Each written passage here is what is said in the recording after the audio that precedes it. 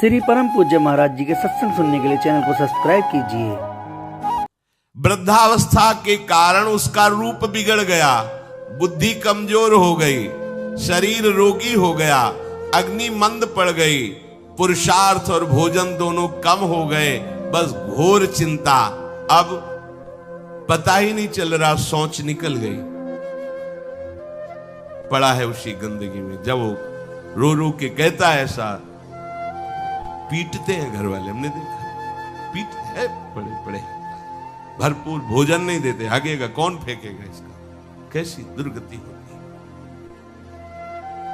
इसमें जो शब्द लिखा है, आस्तेव मत्योपन्यस्तम गृहपाल इवाहरन, गृहपाल कहते कुत्ते को, कुत्ते की भांति वो सबके अपमान सहता रहता है और रूखे सूखे टुकड़े खाकर जीवन निर्वाह करता है, फिर भी उसे भगवान की याद नहीं आती। मृत्यु का समय जब निकट आता है तो वायु उत्क्रमण से इसकी पुतलियां चढ़ जाती है, श्वास प्रश्वास की नलिकाओं में वायु आना जाना रुक जाता है, कफ भर जाता है। अब इसे श्वास लेने में भयानक कष्ट होता है, कंठ में घुरघुराहट, पर उसका मोह उन्हीं अपने बच्चे, परिवार, घर, शब्द, ये सब छूट जाएगा। बड़ी दुर्गति है। अंतिम समय क्या सोच रहा है, ये पत्नी छूट जाएगी, बेटे छूट जाए, और बेटों ने क्या उनके साथ व्यवहार किया, ये मोह है, ये मेरा कमाया हुआ मकान कैसे छोड़ सकता हूं, तो छिपकली बन के आना, इसी मकान में रहेंगे ना। पक्का आपका अंतिम फाइनल आपका चिंतन होता है, आपका चिंतन वही बनेगा जो जीवन भर आपने किया, उसके परिणाम में बंधु बांधव आकर घेर लेते और मनाने लगते हैं कि अब जल्दी मर जाए, भगवान उठा ले इसे। मृत्यु पाश के वशीभूत महान कष्ट को भोगता हुआ अपने परिवार का चिंतन करता है। वो मूड ये भी नहीं सोच पा रहा कि अगर अंतिम समय कृष्ण बोल दूं, राधा बोल दूं तो काम बन जाए। कुटुंब का भरण पोषण और मोह में लगा हुआ यमराज के दूत आते हैं, मार मार के उसके प्राणों को खींचते हैं। वो तो मार वही जानता है जिस पे पड़ती है, और सोचता कौन है, विवेक है नहीं, इसलिए सोच काम नहीं करती। भयंकर रोष युक्त नेत्र वाले, जिनके देखने से पेशाब छूट जाए, तभी तो आप देखो मरने वाले का शौच और लघुशंका सब छूट जाती है, देखने मात्र से, इतने वो भयानक है। वो देखकर भय के कारण मलमूत्र त्याग कर देता है। सा दृष्ट्वा त्रस्त हृदयः स्रकन मूत्रम विमुंचति, इतना भयावह स्वरूप होता है उनकी घुड़क, और उनकी मार की टट्टी पेशाब सब छोड़ देता है। यमदूत उसे भयंकर यातना देते हुए प्राण खींचते हैं। अब ये तो वही जानता है जिसके खींचते हैं। बाहर वाले सब घेरे बैठे हैं, कोई एक बार भी नाम नहीं बोला। अगर एक बार बोल देता राधा तो भाग जाते यमदूत और वो बच जाता। पर ये सौभाग्य तो जिसने जीवन में धर्म किया है, कहीं ना कहीं भगवद आश्रय लिया, उसको ये मिलता है। जैसे कोई घोर अपराधी को सिपाही बांधकर ले जाते हैं, उसी प्रकार रस्सी में बांधकर बलात् उसको यमलोक की लंबी यात्रा कराते हैं। रास्ते में पिटाई, घुड़कियां, उसे प्यास लगती, पानी नहीं दिया जाता, तपती हुई भूमि पर चलाया जाता है, कुत्ते नोचते हैं, व्याकुल हो उठता है, भूख प्यास उसे बेचैन कर दी। पर यहां किसी की भूख नहीं मिटाई तो तुम्हें रास्ते में भोजन नहीं मिलेगा, यहां कभी किसी को पानी नहीं पिलाया तो एक बूंद पानी नहीं मिलेगा तुम्हें। ये कर्म भूमि है। दावानल जैसी दहकती हुई भूमि पर उसे चलाया जाता है। तप्त बालुका में मार्ग में जब एक पग भी आगे बढ़ने की सामर्थ्य नहीं होती, मूर्छा जाती है, मार मार के उसे चेतना में लाते हैं यमदूत, फिर घसीटते हैं। महान दुख में अंधेरे मार्ग से अत्यंत क्रूर यमदूत उसे यमपुरी को ले जाते हैं। कितना मार्ग, 99,000 योजन मृत्यु लोक से। यह ऐसे नहीं कि कोई गप लिखी हुई है, नहीं नहीं, जैसे तिहाड़ जेल है, अब जानते ही नहीं तो क्या जानोगे, कहां तिहाड़ जेल, जाओ देखो जाके। आजीवन कारावास, कैसे बड़े कठोर कठोर जैसा अपराधी वैसा दंड विधान। तो यहां थोड़ी दया है, क्योंकि हृदय है, वहां हृदय नहीं है। वहां हृदयहीन शासक तुम्हारे पीछे लगाए जाएंगे। हृदय ही नहीं है, बस एक एक कर्म का हिसाब। जो हमने पढ़ा था पहली बार तो होश उड़ गए थे। जो यहां दूसरे का मांस खाते हैं ना, कोलू में पेरे जाते, कोलू जैसे गन्ना नहीं पेरा जाता, लगा दिया कोलू में पेरे जाते। मरना है नहीं, सोचो कितना कष्ट। फिर इसके बाद समसी से मांस नोच कर उसे खवाया जाता। होश में हो जाओ। 99,000 योजन का मृत्यु लोक से यमलोक का मार्ग है, लिखा हो 99,000 योजनानाम सहस्राणी नवतिम नवचाध्वनः त्रिभिर्मुहूर्तैर्द्वाभ्याम वा नीतः प्राप्नोति यातनः।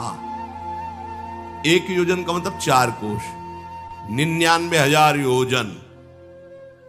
इतने लंबे मार्ग को 2 या 3 मुहूर्त में तय करना, दौड़ा के 2 या 3 मुहूर्त, बहुत कम समय।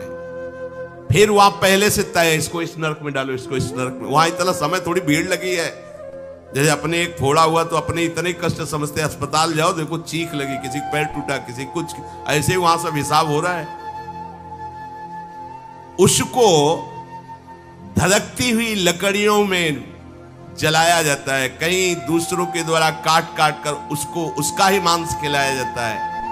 यमपुरी के कुत्तों के भयानक दांत होते हैं, जिंदा, अब मरना है नहीं। वहां भयानक गिद्धों के द्वारा आते खींची जाती है। यहां सांप बिच्छू डांस जिसको मारा है, वहां भयंकर रूप रखकर उसका खून पीते हैं। हिसाब है बहुत होश में। यहां तुम किसी के शरीर को काट दो तो मर जाएगा, वहां ऐसा नहीं होता। वहां बार बार काटा जाएगा, मरोगे नहीं, पीड़ा वैसे ही होगी। बड़े भयानक कष्टों को भोगता है। तामिस्त अंध तामिस्त रौरव आदि नरकों को भोगता है। हे माता, भगवान कपिल देव जी कहते हैं, जो पुण्य आत्मा लोग होते हैं स्वर्ग आदि में जाकर पुण्य भोगते हैं, लेकिन दोनों को फिर गिरना होता है, क्योंकि वो भगवान का भजन नहीं किए, इसलिए पुण्य भोग कर मृत्यु लोक आते हैं, वो पाप भोग कर नरक से मृत्यु लोक आते हैं।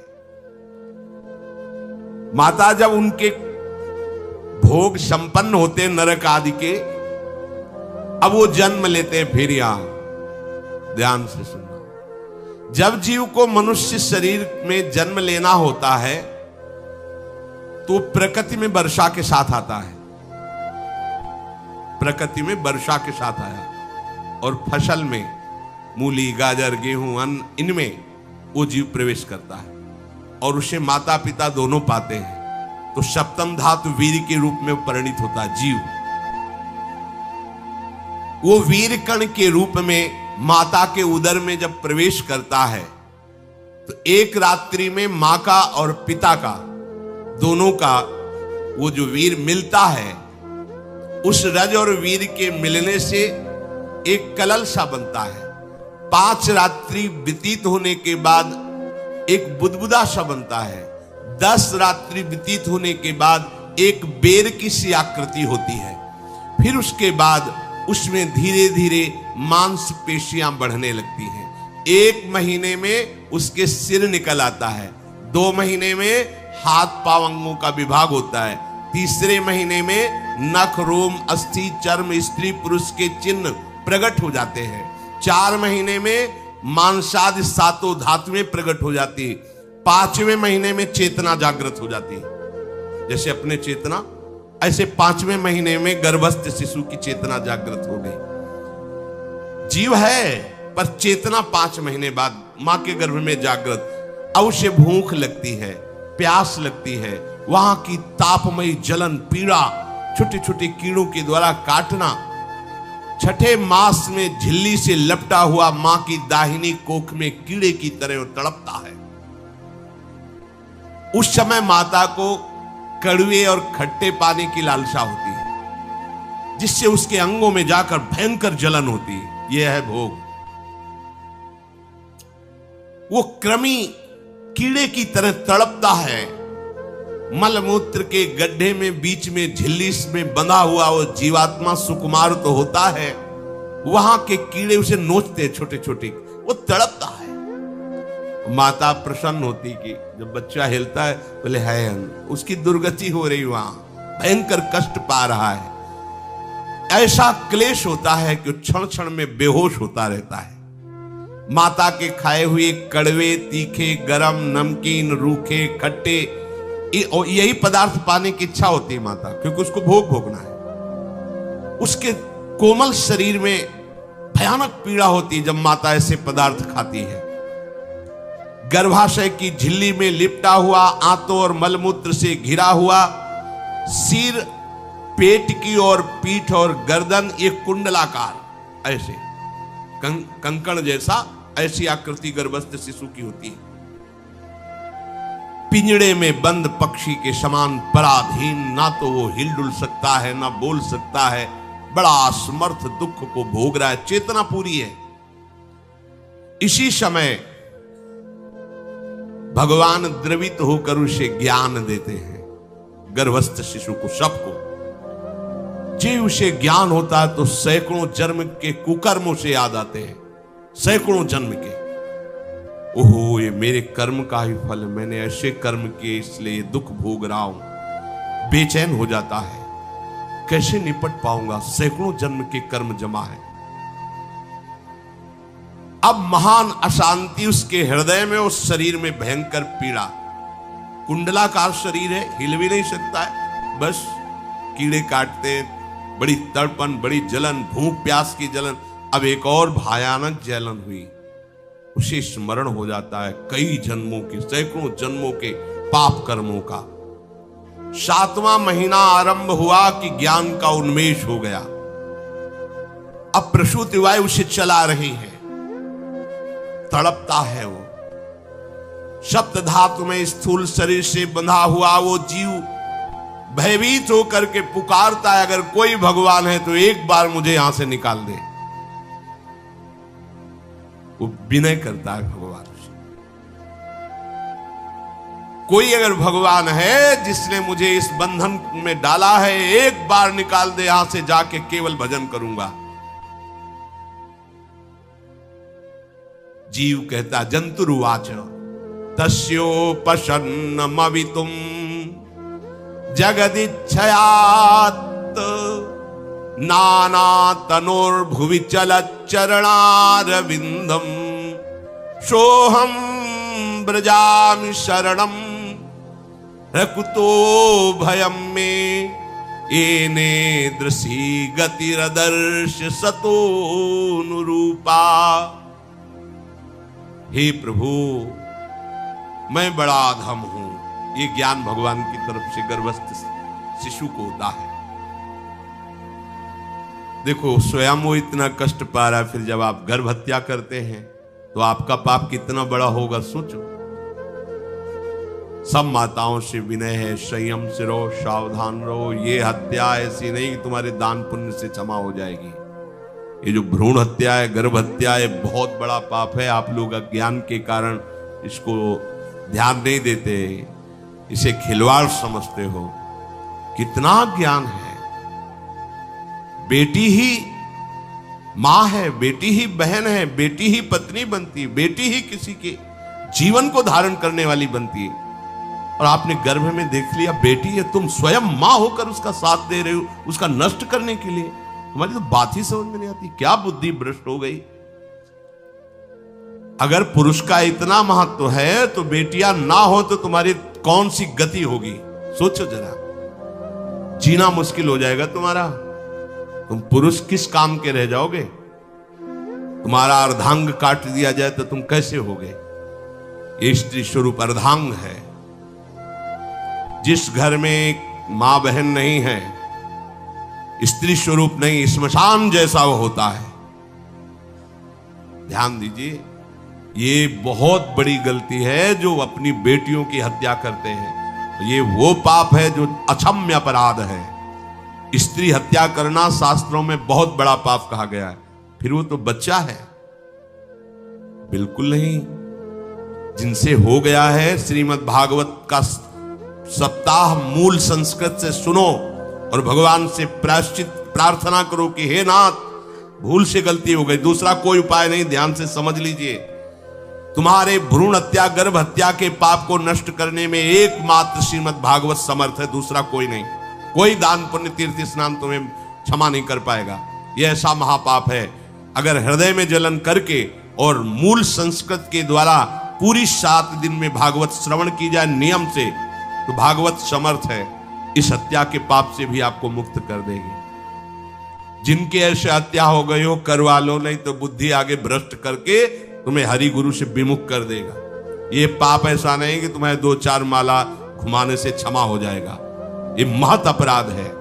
सबकी समझ में नहीं आता, समझ जाओ, नहीं तो आप जहां भी हो वहीं से भ्रष्ट कर देगा। ये अपराध नष्ट नहीं होगा, श्रीमद् भागवत की कृपा से नष्ट हो जाएगा। यह हमें बहुत विश्वास है। श्रीमद् भागवत साप्ताहिकी ये है ही महामहिम।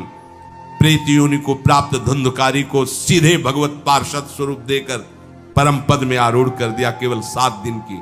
मूल संस्कृत एक भी श्लोक नहीं छूटना चाहिए। अगर साप्ताहिकी का पारायण हो तो इस भ्रूण हत्या गर्भ हत्या से भी निवृत्ति मिल जाए। अब वो जीव भगवान को पुकारता है, मैं बड़ा नीच अधम हूं। भगवान, आपने जो मुझे गति दिखाई है तो मेरे कर्म के अनुसार ही है, आपका इसमें कोई दोष नहीं। हम लोग जब कष्ट भोगते तो भगवान से कहते हैं हमने तुम्हारा क्या बिगाड़ा। भगवान ने नहीं बिगाड़ा, तू खुद देख क्या बिगाड़ लिया अपना। करो पापाचरण। अब देखो, हमने तो जीवन में कोई पाप नहीं किया और कितने गर्भ हत्या की है, कितनी खिलवाड़ समझे हो। ये बिल्कुल भयावह चीज है, आप लोगों को नहीं। हम बार बार इसीलिए कह रहे कि भयावह वस्तु है, तुम्हें बहुत ऊंचाई से घसीट के भ्रष्ट कर देगी। बहुत होश में हो, भूल के कभी ऐसा न करना जहां तक हमारी आवाज पहुंचे, जहां तक सुनाई दे। गर्भ हत्या मत करना, संयम से रहो। इस तरह का व्यवहार मत करो कि तुम्हारा मनुष्य जन्म ही व्यर्थ चला जाए।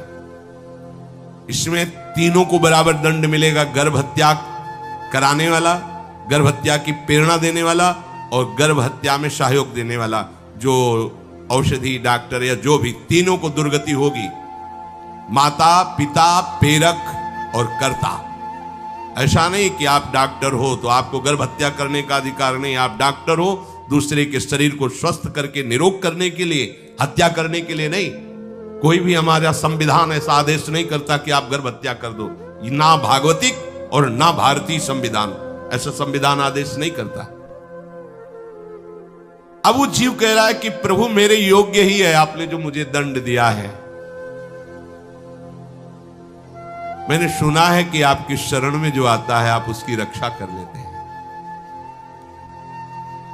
आपकी जो शरण में हो जाता है वो इस भूमि पर, भारत भूमि पर, विश्व पर निर्भय विचरण करता है। कोई उसे भय नहीं प्रदान कर सकता।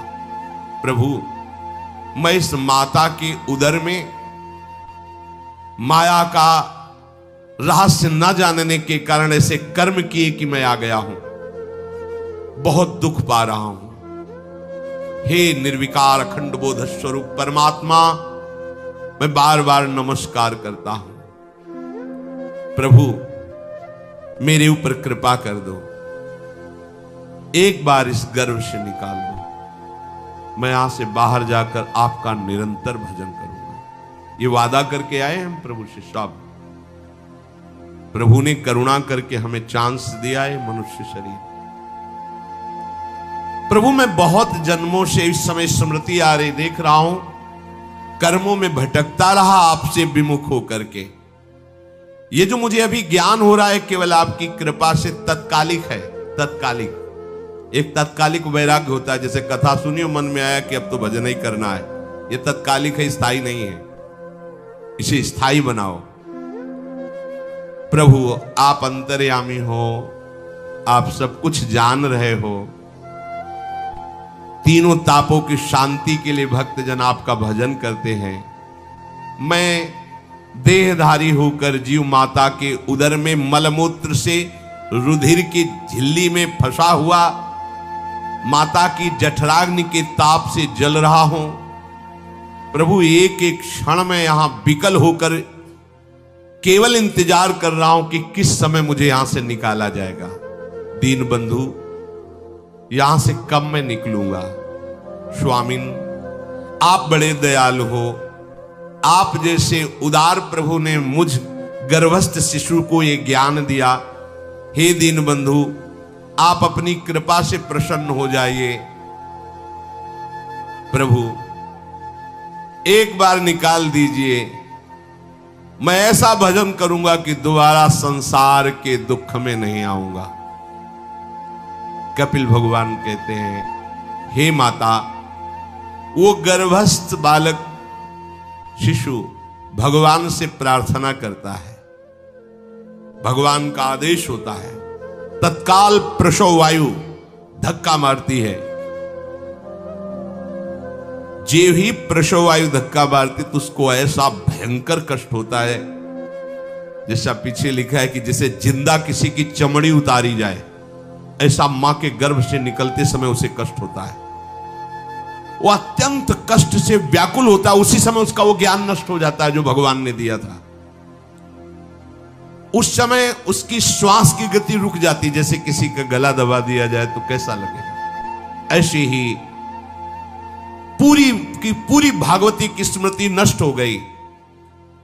होश आया तब देखा कि वो बाहर पड़ा हुआ है, माता के उस मलमूत्र में सना हुआ बिष्ठे की कीड़े की तरह। गर्भवास में जो दिव्य ज्ञान प्रकट हुआ था भगवान की कृपा से, वो सब नष्ट हो गया। भूमि परत भा ढाबर पानी, तिम जीवे माया लपटानी। चेतन आई तो रोने लगा। वो ज्ञान कहां गया? वो ज्ञानदाता कहां गया? वो कहता कहां कहां? बोले थाली बजाओ, बच्चा हुआ है। और वो तो रो रहा है कि कहां, वो ज्ञान कहां गया जिसके बल से मैं कह रहा था कि बाहर निकाल दो, मैं आपका भजन करूंगा। सब खत्म ज्ञान। जो लोग उसका अभिप्राय नहीं समझते, वो उत्सव मनाते हैं। बालक हुआ है, वो रो रहा है, वो कहां गया ज्ञान? कहां कहां कहां? छोटा बालक यही रोक कहता, कहां?